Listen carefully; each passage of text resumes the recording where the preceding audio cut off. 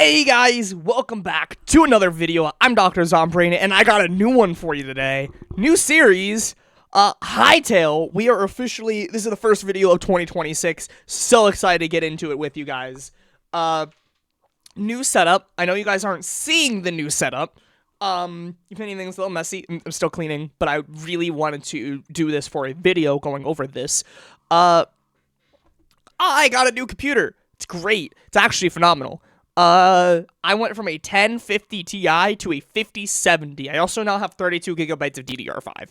I don't know much about computers, but it's pretty damn good. And it is going to be able to run this game that you see right here. Hytale is officially less than 10 days out. In fact, here, I'm going to put a timer right here, in post, how much time we have left. Now that's from the time that I do that. I'm going to put the exact minute till the day. But we got a blog post that dropped today. Right here, the future of world generation. Some of the stuff I saw was absolutely wild. There's another thing I want to cover and just look at. I don't know too much about it. But I have another page up here. We're actually going to start with that. We're going to get that out of the way.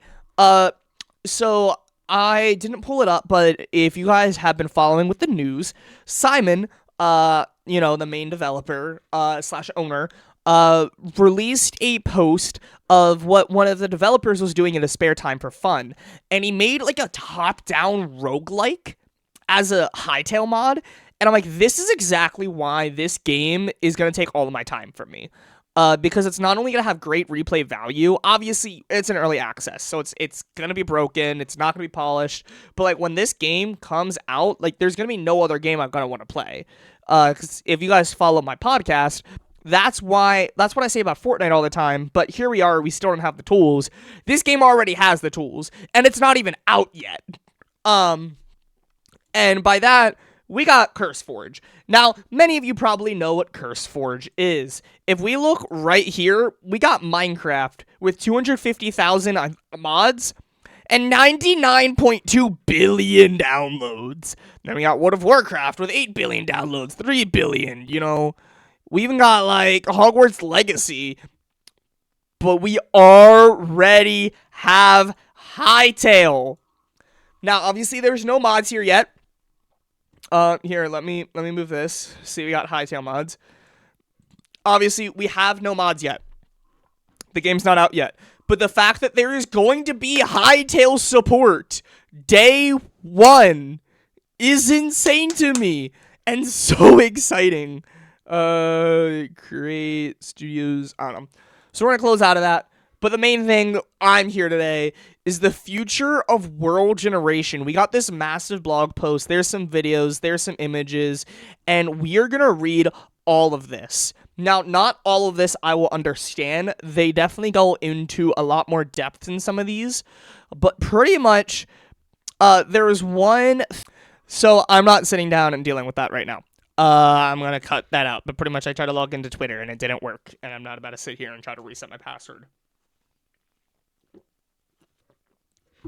Anyway, there was like an image of like the generation, but then there was like a giant whale in the sky. And I'm like, what kind of ReZero shit is this? So there's some crazy shit going on. So we're going to read all of this. We're going to see what's going on. I'm going to try my best not to make it too crazy, but this might be a little bit of a longer video. So let's make sure you got your beverages. I got my cappuccino.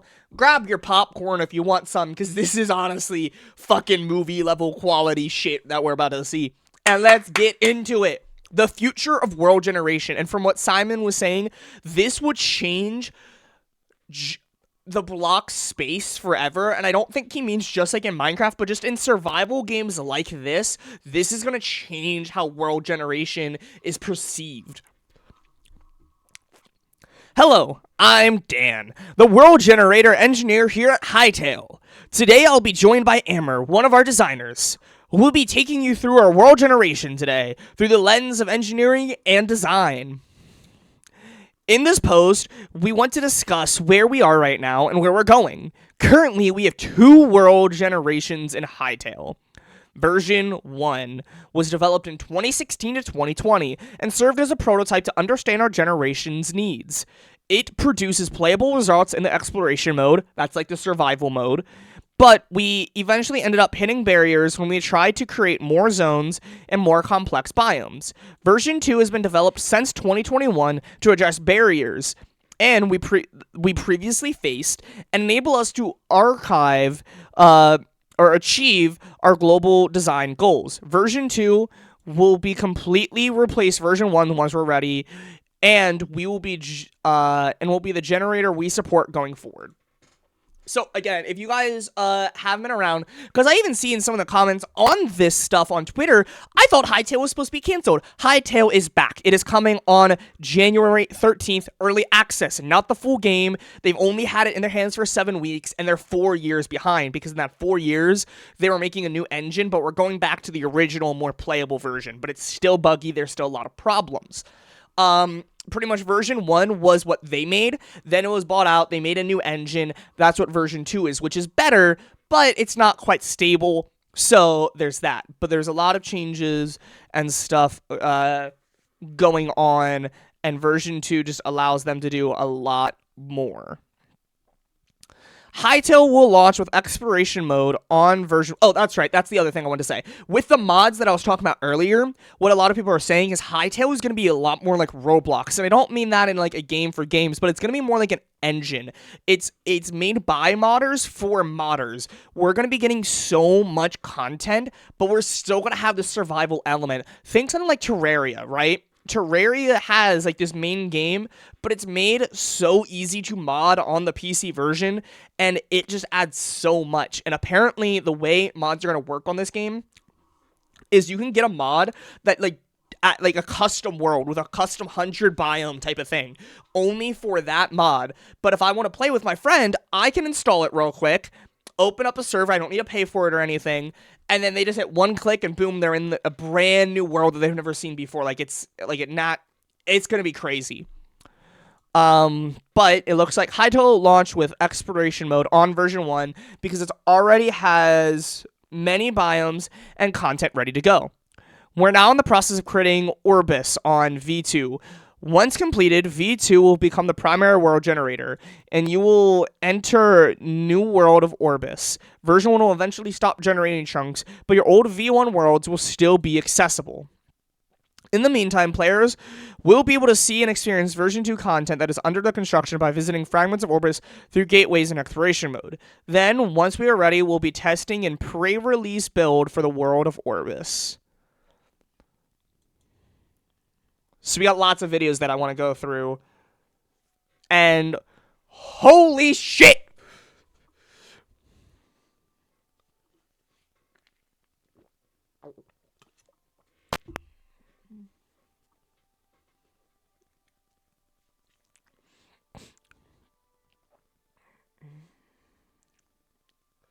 This is the first time I'm seeing all this, by the way.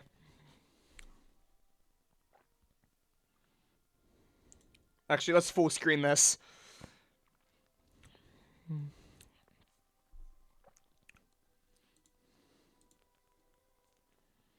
Come on. I got a 1050. I can play it in 1440. Let's check this shit out. Oh my god. This is gonna be so good. I can't wait.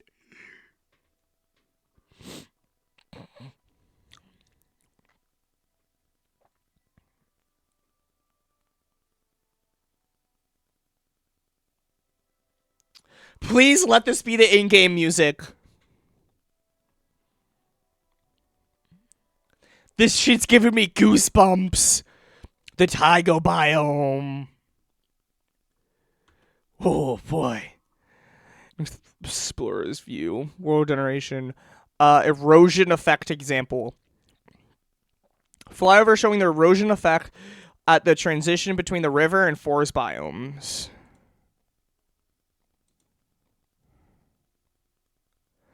No shot! It's gonna have like a river. What the heck? That's so cool! Hold up. Let's check this out a little bit. Let's check this out. So we have this river that's clearly like this is where it was, and then there was a river, and we actually have erosion, like natural terrain separation. We have lots of different variation in the trees. We have these taller ones. We have fat redwoods. I think that's some kind of ore. We got some bears. I'm loving the vibrant colors. Hytale World is always intended to be curated and procedural. This means designers have significant control over what happens in the world and how. Even though it's procedural, this shaped many of the design decisions we made in World Gen V2, including giving designers even greater control than before over how content appears in the world. This would include ways for us to better balance resource distribution, breadcrumbing, and signposting meaningful content, and much more. A great example of this in V2 is the pattern scanning system. The idea is that we can configure a pattern that determines where props are placed in the world. Typically, we would search for a floor, an empty block with a solid block below. We can also add additional checks to pattern search to gather more context for the environment. These patterns are fully defined by the creator, which makes this powerful and opens vast possibilities. So pretty much what like the big thing is when you play. So you guys know how in Java version of Minecraft, we can have the super amplified world, or we can have an entire one where it's just the nether. That's it, though. It's very limited. What this is going to give us the ability to is to make sure desert biomes are always around a certain biome or a certain point. Hey, there's a 1% chance of a massive redwood tree. I'm talking like massive. So if you're thinking Terraria, those living wood trees, there's a chance of that spawning. Well, there is a chance. You can add it where I can personally make sure that if there is one nearby in 100 blocks, there's a desert or something that only spawns near the desert. So every time you see one of those trees, there's a desert nearby, some kind of oasis tree or something.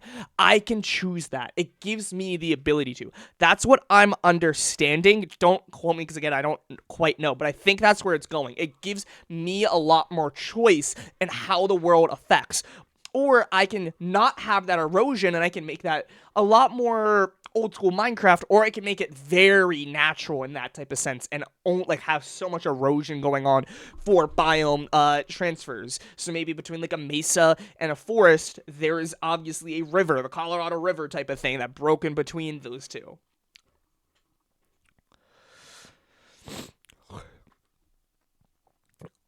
Tree with dark leaves and large roots only spawns above caves. This allows us to mark where caves are for players. See, that's what I'm saying. So that when you see that tree, you know there's a cave underneath. Here we can see ash trees spawn above caves in the deep root biome. Yeah, deep root biome, because they are configured to sample for empty blocks beneath the ground when placed. This is a fun detail, but it allows designers to create something we call, whatever that is. This refers to deeper patterns that enhance immersion and give gameplay advantages. In this example, players can learn that deep root caves, which contain special resources, are found under dark ash trees on the map in the player's region. There are many, many examples of these patterns across our generator, allowing designers to communicate with the players in new immersive ways you might not expect. So, this is just like the lush trees and the caves and cliffs update, right? But again, here's the thing. I can choose that. So that's what they're doing, but maybe there's a specific type of tree or specific style of tree. So if we look down here, maybe it's specifically this tree with these types of leaves or something like that, right? Switch it up. But I make this tree and there's always a dungeon spawner below it. Like, it is somewhere. Or, like, there is a certain type of structure that spawns around here. Only in this biome, below. Like, it gives me an ability. Or I can do hunts. There's a treasure chest. It's under that big willow tree, to the north. And, there's only going to be one tree that can spawn up in this biome. Like, it just gives me the ability to add that type of stuff. A log bridge spawns by searching for two shores. Oh, here, okay. See, that's really cool. Yellow mushroom and some sticks spawn on the ground around the base of some cedar trees. Glowing mushrooms that only appear in sheltered areas. A meadow of flowers spawn in a dip surrounded by small trees and boulders. Alright. With version 2's API, WorldGen programmers can implement mods that automatically work with Node Editor and plug into other vanilla and modded features. V2's architecture enables the development of strong capabilities by implementing simple, interconnecting components. Players and creators can seamlessly integrate features from different mods and the base game. Modders will be able to tweak, extend, and add functionality to customize existing world gens such as Orbis or create new ones. Our APIs are also automatically multi-threaded and provide full read access to the surrounding world context, simplifying logic and freeing up mod developers to focus on capabilities. For this blog post, we'll be focusing on our goals and overall direction. We're going into more detail on the technical details after launch. How much more do we got? Oh, I want to look at some of these videos so bad. But let's figure this out first. Creating content. Anyone can create content in modified WorldGen without knowing how to code, as V2 can be edited directly in our Node editor. Creators can start with just a few tutorials and some time to practice. We believe we'll see creators discover new techniques and tricks for creating content that even we didn't think of, further expanding what we can be done with WorldGen.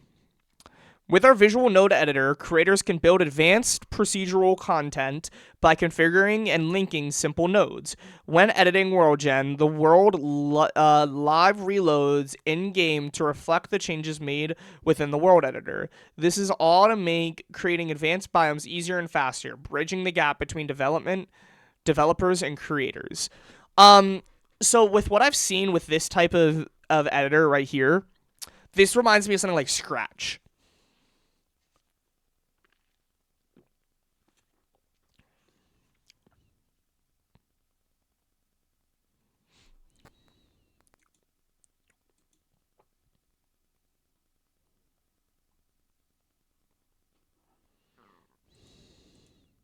Ooh.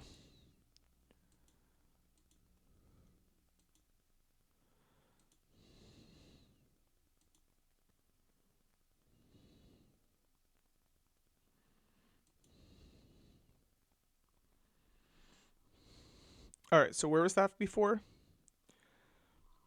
It was 20, so they changed that, and now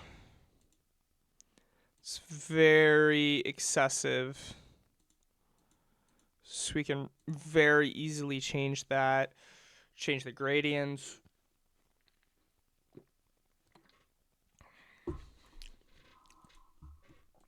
Okay.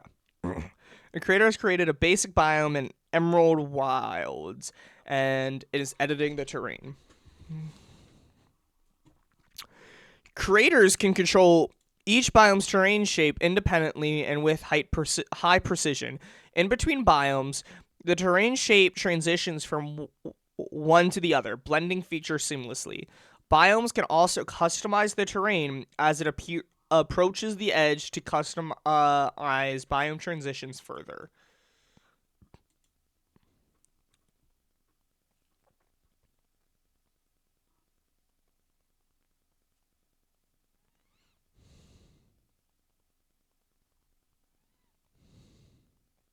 Oh my gosh, that looks so cool.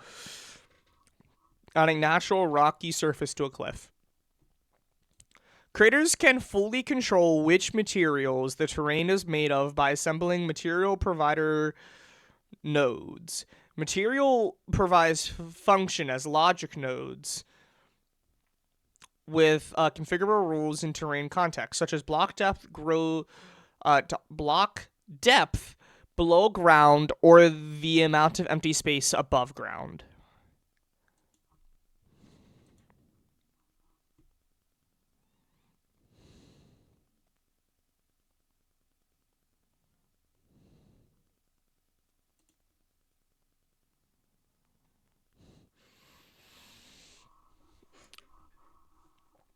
I think we're seeing that get placed.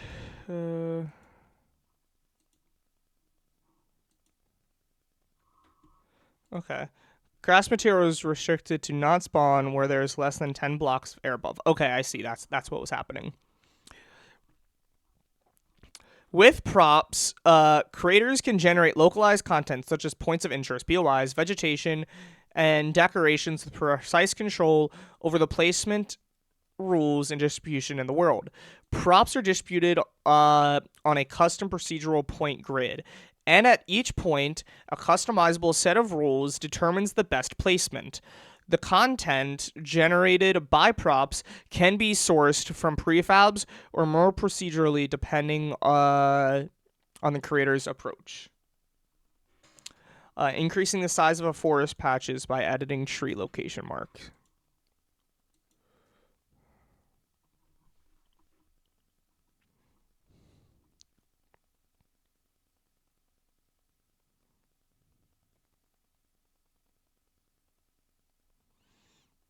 I love that.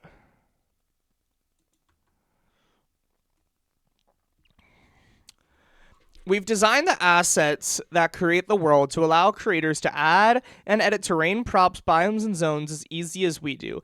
Each biome was treated as a separate tile, like a jigsaw with a zone puzzle. Within a zone puzzle, and each zone is treated as its own tile in the patchwork that makes up the world. This means adding new biomes or content, such as prefabs, should be straightforward, as we're giving you all the tools we use to create whatever you want. Additionally, oh, you guys can't even see that. Whoops. Additionally, every single biome that we use in Orbis will be shared with the community. You'll be able to use the node editor to view, modify, and have fun with all the content we made and mix it up with your own creations. The following is a set of experimental feature pack examples. These do not reflect the content that will exist in Adventure. A close-up of an example terrain pack that explores a more chaotic stacked terrain. Oh, that actually looks so cool. So this is one thing I saw. Oh, I shot an example of a terrain pack that explores a more chaotic stacked terrain. What's this, guys? What is this? What in the ReZero type of bullshit is this? And then we just have all this.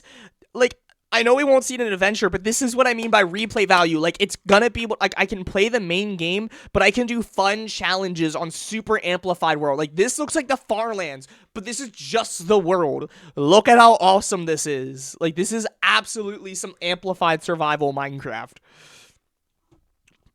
A complex of underwater caves featuring bracket coral and a shipwreck. Example terrain pack that explores arch terrain theme. Oh, that sounds fun, especially Elytra. Floating island theme.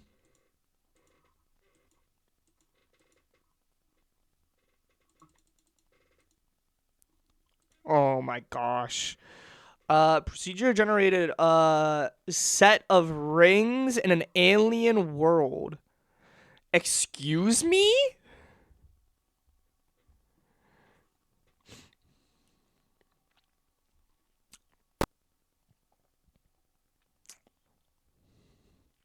What is this music? Oh my gosh, guys. I need it now. All right, we are getting to the end. Going forward, Keep in mind that we are in early access. Many systems are still under active development, and the asset structure will change frequently as we complete core features over the coming months. We'll dedicate features being replaced where possible rather than remove them suddenly, because it's important to us to support creators in the same way we support our designers. As part of our push to support creators at every step, we'll publish first-party tutorials, guides, and documentation to train the community alongside us. This will cover everything from gritty world generation concepts and specific techniques used by designers to in-depth systems documentation and best practices performance optimization. So this is for the community, right? But when it says alongside of them, they mean that. Another thing that Simon said is they're actually going to have jobs for this. They're going to try to, after the launch, and I don't know if that's the full launch or just the early access, so like in a week or so, they're going to try to get 15 designers, and I think their entire job is just to work on this stuff, to make the systems better, but also the world generation, and we're just going to have such a rich world. I'm so excited. Over the short term, we'll be focusing on performance improvements, upgrading existing features, and making the asset structure more modular and flexible. In the long run, we're planning a ton of really cool features such as procedural rivers and paths guiding players and connecting places, procedural architecture for generating dungeons, ruins, and buildings, organically growing fauna to increase diversity and coherence, waterfalls, and more. Community feedback and suggestions will directly shape the future of Hytale world generation. So pretty much, if we get like 100,000 comments saying, hey, we need waterfalls and they need to have like destroy stuff, they're gonna do that first. Honestly though, with like the actual like erosion, a waterfall would be crazy, because when there's a waterfall in Minecraft, it's not on... There is no waterfall in Minecraft, huh? Like, they're all by accident. It's just random water placed in the wall. That would be awesome. And last but not least, our designers will be working to release content, a content complete Orbis in the new generator. This means we'll be hard at work creating new prefabs, biomes, and regions and zones that the new cars smell for everyone to explore and enjoy. Until then, we'll catch you in the next world generation vlog. In the meantime, enjoy some snapshots of our work in progress biomes aimed at the adventure. So let's go ahead and check these out. This is not what we will be playing in a week, but this is what Hytale will be. Oh, what? Okay. What are some of these enemies? Oh my gosh, bro. What is that? Is that a mood? Oh,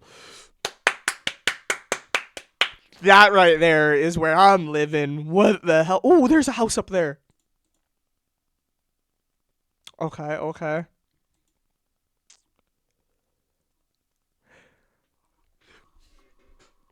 Concept art. So how many worlds are there? So is this the alien planet then? Are we having like more than just like the Nether and End? Like, is that what these are? Are we straight up gonna be...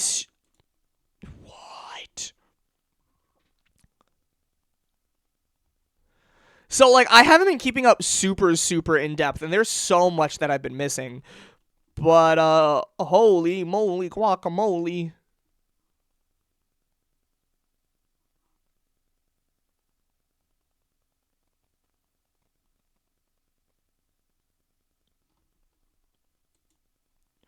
So I don't think there's too much here. We have Hytale saved, and obviously this might be back here. But yeah, I don't know what's going on.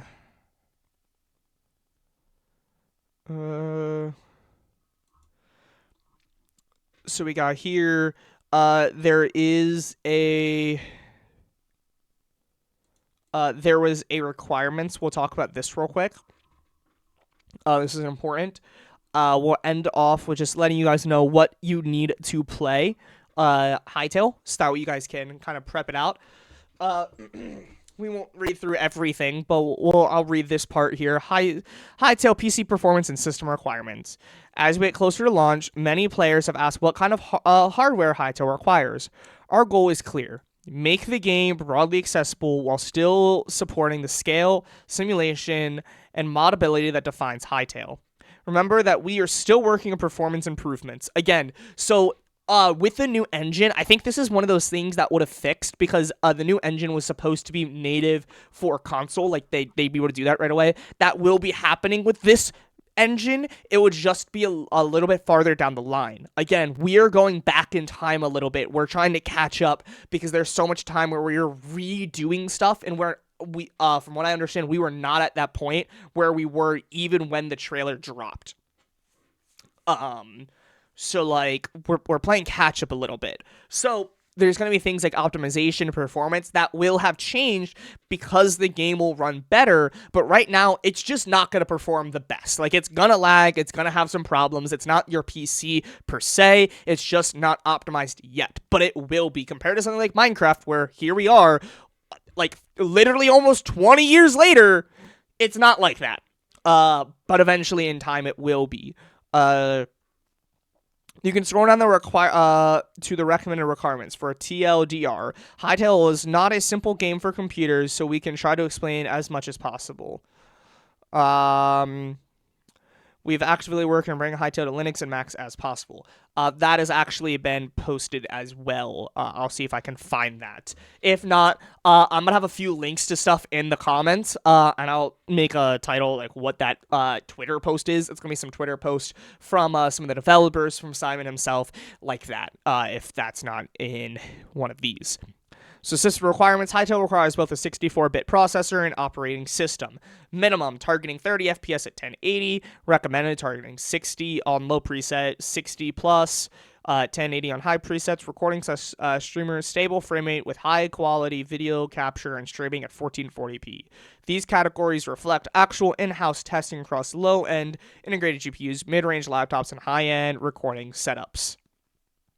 Minimum requirements, Windows 10, version 1809 or Windows 11, CPU, an Intel i5, or an AMD Ryzen 3 1200. RAM, single player for dedicated graphics, 8 gigabytes, single player with integrated graphics, 12 gigabytes, and multiplayer only, 8 gigabytes. GPU integrated, Intel UHD graphics 620, AMD Ryzen Vega 6. I don't know what half these mean, but for you guys, here you go. And then dedicated NVIDIA GTX 900 series, AMD Radeon 400 series, Intel Arc A series. Note, a graphics card with up-to-date drivers supports at least OpenGL 4.1 is required. Future versions of Hytale may additionally require support for Vulkan 1.3 and DirectX X12. Storage, 20 gigabytes of network. So this is the minimum. But what's recommended, 60 FPS, clean, 1080p, Windows 11, 1011, Intel i5 10400 or AMD Ryzen 5 3600, 16 gigabytes of RAM. Here's the gigabytes. NVIDIA GTX 900, AMD Radeon 400 series. Storage requirements, installation size 8 gigabytes, and then here's the sizes. So per 32 chunk, it's only going to be about 27 kilobytes, whereas 5,000 by 5,000 blocks will be 661 megabytes. So there's that. So if you have like a big world, it's like 5,000 by 5,000. That's actually quite a bit. So if you're exploring a lot, you're probably going to have a pretty big world. Like, I'm trying to think when I play Minecraft, that's probably about as much. So realistically, for me, with how much I play Minecraft, obviously exploration is going to be very different in this game versus Minecraft. It looks like the world that I would normally have is probably going to be a little less than 2 gigabytes for the entire world. Recommend at least 10 gigabytes of storage available, with 20 being safe bet to enjoy the game for a long duration. Here's some view distance, speeds, and then recording. Streaming setup 1440p. Now, I'm not playing in 1440 because I don't have a computer for that, but Windows 10, Intel i7 or Ryzen 7, 3800, 32 gigabytes of RAM, which I have, 30 series, AMD Radeon, yada yada yada. So this is so again, I'm not playing at 1440p, and I don't have this. I only have 32 total gigabytes and NVIDIA 5070, but they were generating how much? Sustained 400 FPS with like 768 what's it called? 768 render distance, so view distance. So yeah, I'm chilling. I'm chilling. Player mods. So here's some stuff for that. And yeah. So guys, first video of 2026. I'm so excited. I'm going to be trying to get more out for you. Yeah, so I'm not seeing it. Ooh, these look cool. Concept arts. Videos. Zone 1. I'm definitely going to try to look through. But of course, I have no idea where the game is now versus what it was. Choose your path. I really hope there are some proper fights. Obviously I know it's not gonna have everything, but I'm hoping there's at least something at launch, like a boss or something, so you can really experience it. But guys, now that I have a computer, like, I'm just so excited to play this. I am absolutely going to be playing this so much at launch. Like, I'm playing so much Terraria right now. Call of Duty will be back soon as well. It's not that I hated it. I know some people might think that. It's called the holidays. I've literally been working 6 days straight, Monday through Saturday, every single week. I've been working every single day. I've just been really tired, especially with the holiday seasons and just dealing with that. But now that we're through the holiday seasons, I'm going to be going back to that probably this Thursday. I'll be streaming some Call of Duty. I still have my PS5 Pro over here, so I'm going to be playing on that. However, for new games, I'll be playing it on the PC, so that content will be better. So I will probably be doing a Minecraft and Terraria series here soon. Hytale for sure. Another thing that Simon said, for anyone that's expecting it, this is where I'm ending it, because I know we're coming up on 40 minutes. A little bit longer one, like I said, but there's just so much to cover, and I'm catching people up, if you guys don't know, like for their first Hytale video. But Simon said, do not take the day off. I am going to be planning to play it all day, but I do work noon to 4 on launch day on the 13th. Don't worry about taking off the whole day. You might not even be able to play it. Like, you might not even load up. He said once you're able to download it and get in, you're good, because there will be offline abilities. But, like, multiplayer might not work. The website's going to crash. Like, to hit that download button, there's going to be a lot going on. So pretty much my goal is, before I go to work, hopefully I can get it downloaded. And then in the evening, if I can get it downloaded and installed and everything like that, we're going to go straight into exploration mode, and we're going to check it out as much as I can. I don't know what we'll probably do is, first, if I'm able to in the morning download it, I'll probably stream, open up the game, see if there is creative mode, and see like what kind is available. And then we're going to be starting a playthrough and just exploring the game super in depth for the first few days. It's going to be on a Tuesday that I work, but then probably Wednesday I'll be doing it again, Thursday Call of Duty, and then, we're just going to go from there.